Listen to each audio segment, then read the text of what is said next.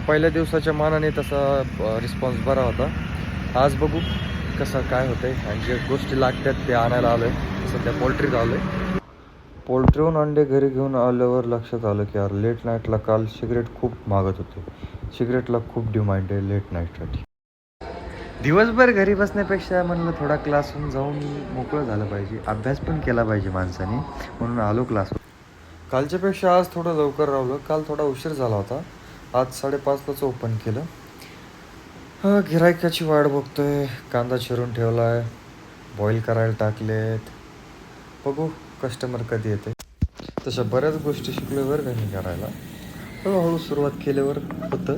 तसं आधी शिकलो होतो म्हणूनच चालू केलं. आपला फूड स्टॉल बारच्या समोर असल्याचा पण फायदा आहे. बारमधल्या पण बऱ्याच ऑर्डर येतात.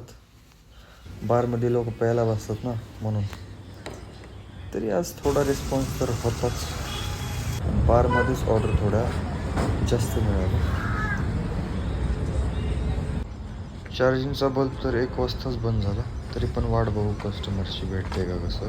खूप वेळ 2:30 वाजता सगळं बंद करून गाडा त्याच्या जागेवर लावून मी तर चाललो घरी झोपायला. कालपेक्षा आजचा रिस्पॉन्स तसा कमी होता कारण आज चतुर्थी होती म्हणून. आज तर झोपायला 3 वाजलेत. थोडी भूक लागली होती म्हणून दूध पितोय आणि झोपतोय.